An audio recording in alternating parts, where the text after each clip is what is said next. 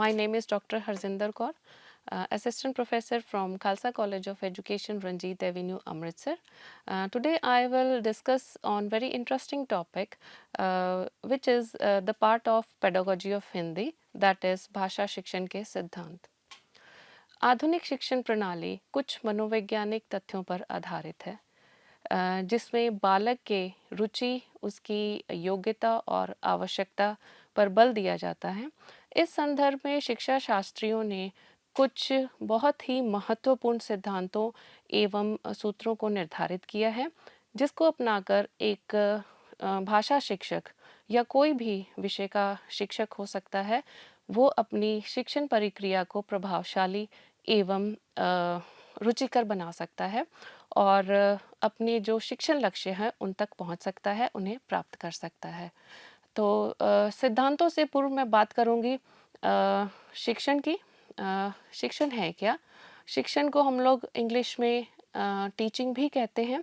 शिक्षण अर्थात अधिक अनुभवी व्यक्ति द्वारा कम अनुभवी व्यक्ति को ज्ञान का रूपांतरण करना. इस प्रक्रिया में जो शिक्षक है वो कुछ माध्यमों को अपनाता है और उन्हीं माध्यमों को हम शिक्षण के सूत्र एवं सिद्धांतों के नाम से जानते हैं. दूसरे शब्दों में यह कह सकती हूँ कि शिक्षण एक कला है और जिस प्रकार कोई भी कलाकार अपनी कलाकृति को सुंदर एवं आकर्षित बनाने के लिए कुछ नियमों का पालन करता है, ठीक उसी प्रकार शिक्षक को भी चाहिए कि वह नियमों, सिद्धांतों एवं सूत्रों को अपनाकर अपने शिक्षण को प्रभावशाली बनाए. तो अब मैं चर्चा करूंगी शिक्षण के सिद्धांतों की. तो जो शिक्षण के सिद्धांत हैं, पहले मैं उनके बारे में बता देती हूँ कि शिक्षण के सिद्धांत कौन-कौन से हैं, फिर विस्तार पूर्वक मैं उन पर चर्चा करूँगी. तो सबसे पहले है स्वाभाविकता का सिद्धांत, तत्पश्चात क्रियाशीलता का सिद्धांत और रुचि का सिद्धांत आ जाता है. इसके पश्चात समवाय का सिद्धांत, लोकतांत्रिकता का सिद्धांत. सर्वप्रथम मैं बात करूंगी स्वाभाविकता का सिद्धांत. जैसे कि यह हमें पता है कि बच्चा सहज रूप से कोई भी चीज़ को सीखता है. सहज रूप अर्थात प्राकृतिक रूप. अब हम ये कह सकते हैं कि बच्चा जब जन्म लेता है तो हाँ, उसकी अलग-अलग जीवन के अलग-अलग अवस्थाएं हैं. जैसे उसका बचपन हो गया, उसकी युवावस्था हो गई, प्रौढ़ावस्था और वृद्धावस्था. तो हम चाहकर भी बचपन के बाद उसकी एकदम से वृद्धावस्था नहीं ला सकते. प्राकृतिक रूप से कोई ना कोई उसकी जो बनी हुई है, वो क्रम के आधार पर ही अवस्थाओं अपने विभिन्न पड़ावों को पार करता है. ठीक उसी प्रकार जैसे हम अगर बात करें भाषाई कौशल की, तो भाषाई कौशल जो हैं उनका भी एक क्रम है मनोवैज्ञानिक दृष्टि से. जैसे कि सबसे पहले हम सुनते हैं, फिर बोलते हैं, फिर पढ़ते हैं और फिर लिखना सीखते हैं. इसीलिए इस मनोवैज्ञानिक तथ्य को ध्यान में रखते हुए अध्यापक को चाहिए कि विद्यार्थियों को सहज रूप से अर्थात सरल से कठिन की ओर अपनी विषय वस्तु को लेकर जाए, ताकि उसका जो शिक्षण है या शिक्षण प्रक्रिया और प्रभावशाली बन सके. दूसरे सिद्धांत की ओर बढ़ते हुए हम रुचि के सिद्धांत की बात करते हैं. रुचि, जैसा कि हम सभी जानते हैं कि हम जिस कार्य में रुचि लेते हैं, उस कार्य में हम बहुत ही ज़्यादा इन्वॉल्व होते हैं या उसमें हम अपना समर्पण देते हैं, उसमें हमारी लगन लगी होती है, तो हम उसे बहुत ही बखूबी ढंग से निभाते हैं और उसे पूर्ण करते हैं. तो अध्यापक को चाहिए कि बच्चों की रुचि, उनके स्तर, उनकी आवश्यकता, योग्यता को ध्यान में रखते हुए विषय वस्तु का इस प्रकार चयन करे कि वह रोचक हो, अपनी शिक्षण विधियों का उसमें प्रयोग करे जो कि नई-नई हो, एक जैसी नहीं हो. उसके बाद छात्र सहगामी क्रियाओं का प्रयोग करे और दृश्य श्रव्य साधनों के साथ. इससे क्या होगा कि कक्षा में जो विषय वस्तु है वो रोचक होगी और बच्चे जो भी सीखना चाहते हैं उसे आसानी से सीखेंगे, जो कि उनके आजीवन काम आएगी. अगला सिद्धांत है क्रियाशीलता का सिद्धांत. क्रियाशीलता अर्थात करके सीखना. हम सुनते हैं, देखते हैं, लेकिन वह हमारे अंदर या हम में थोड़ी देर तक ही हमें याद रहता है, या किसी भी बच्चे को जो उसने सुना है, देखा है, वो उसे थोड़ी देर तक ही, क्षणिक ही याद रहेगा. परंतु अगर हम कुछ करके सीखते हैं, जैसे कि हम कोई भी कार्य है तो अगर उसमें हमारा पूर्ण समर्पण है, खुद कार्य कर रहे हैं, तो वो हम अच्छी तरह से सीखेंगे और वो हमारे आजीवन तक बना रहेगा। इसलिए अध्यापक को चाहिए कि कक्षा में जो भी कार्य करवाए, वो बच्चों को करने के लिए दे, ना कि जैसे पकी-पकाई खीर की बात है कि उसको परोस दी जाए, वो खा ली और उसे पता ही नहीं है कि उस खीर में कौन-कौन सी चीज़ें, कौन-कौन सी सामग्री मिश्रित की है। इसीलिए अध्यापक को चाहिए कि उन्हें करके सीखने की आदत डालें। अगला है समवाय का सिद्धांत। समवाय अर्थात जीवन से संबंधित। जीवन के साथ संबंध होने से हम उसमें रुचि लेते हैं, हमारी कई समस्याएं जो हैं उनका समाधान निकलता है। तो अध्यापक को चाहिए कि विषय सामग्री को इस प्रकार पढ़ाए कि वह अपने अनुभव को भी साथ में ले और जो भी जीवन के साथ या उससे अपने जीवन से संबंधित और विद्यार्थी के जीवन से संबंधित जितने भी उदाहरण हैं, उनको साथ में लेकर विषय वस्तु का अध्ययन करवाए। इससे उसकी जो शिक्षण प्रक्रिया है वो काफ़ी प्रभावशाली होगी और अपने वो शिक्षण लक्ष्यों तक पहुंच सकेगा और बच्चे भी जो हैं अच्छी तरह से सीखेंगे। अगला है व्यक्तिगत विभिन्नता का सिद्धांत। जैसे कि हम सभी जानते हैं कि कक्षा में कम से कम 35 से 40 विद्यार्थी मौजूद होते हैं। क्या वो सभी एक जैसे होते हैं? वो सभी पक्षों में एक जैसे नहीं होते। कहीं न कहीं, किसी न किसी पक्ष में अगर हम बौद्धिक पक्ष की बात करें, तो 19-21 का आंकड़ा उसमें कोई ना कोई फ़र्क ज़रूर निकलता है। वो एक जैसे नहीं होते। इसलिए जो अध्यापक है, उसे इस चीज़ का पूर्ण रूप से ध्यान रखना चाहिए कि बच्चे जो हैं अलग-अलग बुद्धि स्तर के हैं और मुझे उसी ढंग से उनके साथ कार्य करना है, उन्हें सिखाना है, उनके अधिगम को और ज़्यादा स्थिर बनाना है। इस चीज़ को ध्यान में रखते हुए उन्हें अपनी शिक्षण विधियों पे ध्यान देना चाहिए। एक जैसी नहीं, सभी बच्चों को ध्यान में रखते हुए अलग-अलग शिक्षण विधियाँ अपनानी चाहिए ताकि शिक्षण प्रक्रिया जो है उनकी प्रभावशाली बन सके। अगला है लोकतांत्रिकता का सिद्धांत। लोकतांत्रिकता अर्थात स्वतंत्रता। अध्यापक को चाहिए कि कक्षा में वातावरण जो है इस प्रकार का स्वतंत्र वातावरण होना चाहिए कि सभी बच्चे जो हैं, जितने भी विद्यार्थी हैं कक्षा में, वो सभी के सभी अपने विचारों को स्वतंत्र रूप से अभिव्यक्त कर सके और शिक्षक में भी इतनी क्षमता होनी चाहिए कि वह चाहे गलत बोल रहे हैं, चाहे सही बोल रहे हैं, उनकी जो भावों की अभिव्यक्ति है, उन्हें ध्यानपूर्वक सुने, ग्रहण करे और जहाँ कहीं भी उसे त्रुटि लगती है, उसे साथ-साथ में दूर करें। अगले सिद्धांत की ओर बढ़ते हैं। अगला सिद्धांत है अभिप्रेरणा का सिद्धांत। अभिप्रेरणा का हमारे जीवन में बहुत ज़्यादा महत्व है। अभिप्रेरणा को हम अंग्रेज़ी में मोटिवेशन भी कहते हैं। जो अभिप्रेरणा है वो 2 प्रकार की होती है मुख्यतः, एक आंतरिक और एक बाह्य।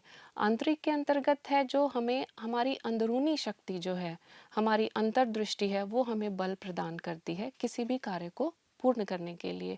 वो हमारे लिए बहुत ज़रूरी है। और दूसरी तरफ आ जाती है बाह्य। बाह्य के अंतर्गत आ जाता है हमारा घर, परिवार, समाज, जो कि हमें प्रेरित करता है किसी भी कार्य को करने के लिए। और दूसरे शब्दों में हम कह सकते हैं कि यह एक प्रेरक है, दिशा दर्शाता है हमें अभिप्रेरणा। अध्यापक को चाहिए कि बच्चों को उनके लक्ष्य तक पहुंचने के लिए दिशा दिखाए और सही मार्गदर्शन करे। सकारात्मक दिशा दिखाना एक अध्यापक का कार्य है, उसकी ड्यूटी है। तो उसे चाहिए कि सही अभिप्रेरणा दे ताकि बच्चे जो हैं अपने लक्ष्यों को प्राप्त कर सके। अगला सिद्धांत है अनुकरण का सिद्धांत। अनुकरण अर्थात नकल करना। अब आप जैसे जानते हैं कि छोटे बच्चे जो हैं, उन्हें जो उनके सामने क्रिया करोगे, वही वो देख के करते हैं। बार-बार देखेंगे, बार-बार वही करेंगे, चाहे वो कुछ बोलना सीख रहे हैं, कुछ करना सीख रहे हैं, तो वह अनुकरण करके ही सीखते हैं।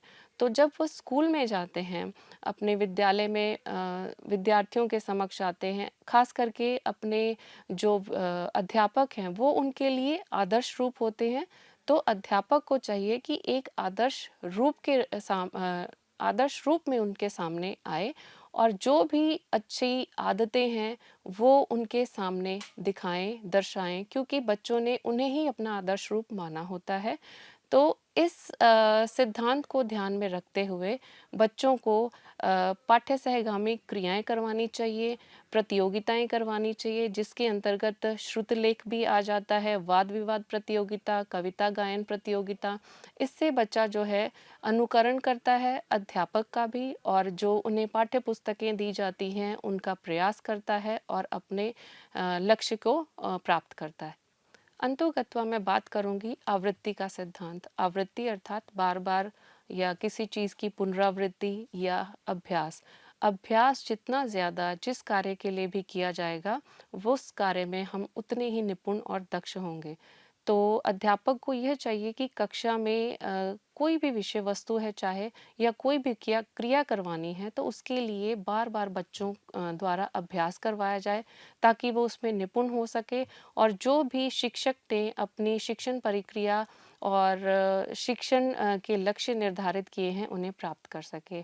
तो समग्रतः मैं अंत में यही कहना चाहूँगी कि एक भाषा शिक्षक को शिक्षा शास्त्रियों द्वारा जितने भी निर्धारित सिद्धांत हैं, उन्हें अपनाना चाहिए, ताकि वे अपनी शिक्षण प्रक्रिया को प्रभावशाली बना सकें और अपने जो शिक्षण लक्ष्य निर्धारित किए हुए हैं, उनमें उन्हें भी प्राप्त कर सकें सही समय पर। ये थे शिक्षण के सिद्धांत, जो कि एक शिक्षक के लिए बहुत ही आवश्यक हैं। अब मैं बात करूँगी शिक्षण के विभिन्न सूत्रों की। अब सिद्धांत क्या हैं और सूत्र क्या हैं? सिद्धांतों के बारे में जैसे मैंने पहले ही बात की है, ये है कक्षा में आने से पूर्व एक शिक्षक अपनी सिद्धांतों को ध्यान में रखते हुए कोई भी पाठ योजना तैयार करता है और कक्षा में प्रवेश करता है, और प्रवेश के उपरांत जिन बातों का, जिन नियमों का पालन करता है और ध्यान में रखते हुए अपनी पूरी की पूरी पाठ योजना को बच्चों के समक्ष रखता है, उन्हें हम सूत्र कहते हैं। तो सूत्र जो हैं वो इस प्रकार हैं, जैसे कि सरल से कठिन की ओर। अध्यापक को चाहिए कि उनके स्वभाव के आधार पर जो सरल विषय है उसको पहले और उसके बाद धीरे-धीरे कठिनता की ओर जाए। अगर पहले ही कठिन करवाएँगे तो मनोवैज्ञानिक आधार पर बच्चे उसे समझ नहीं पाएँगे। तो यह उनको इस नियम का पालन करना चाहिए, इस सूत्र का पालन करना चाहिए कि पहले वो सरल चीज़ों को बताए और उसके बाद कठिनता की ओर जाए। इसी तरह से अन्य सूत्र हैं, जैसे कि विशिष्ट से सामान्य की ओर, अनिश्चित से निश्चित की ओर, मूर्त से अमूर्त की ओर, और जितने भी मनोवैज्ञानिक पक्ष हैं उनसे तर्क की ओर। मनोवैज्ञानिकता, या फिर हम कह सकते हैं कि जो भी उसका अनुभव है उसके बाद वो तर्क की ओर जाए। ये तो मानव का स्वभाव ही है अपना, कि पहले जो उसने अनुभव किया होता है उसी के आधार पर वह तर्क करता है। बिना अनुभव के वह तर्क कर ही नहीं सकता, किसी चीज़ की आलोचना ही नहीं कर सकता।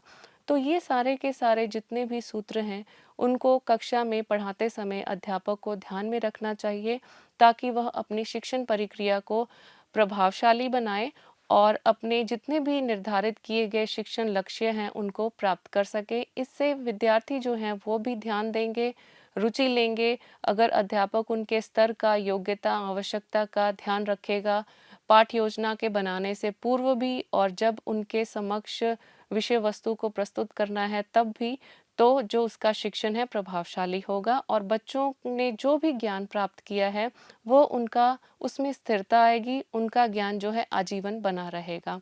समग्रतः मैं यही कहना चाहूँगी कि जितने भी शिक्षण सिद्धांत एवं सूत्रों की बात शिक्षण शास्त्रियों ने की है, उन्हें निर्धारित किया है, वह एक सफल अध्यापक के लिए अपनी कक्षा या शिक्षण प्रक्रिया के लिए बहुत ही ज़रूरी है। धन्यवाद।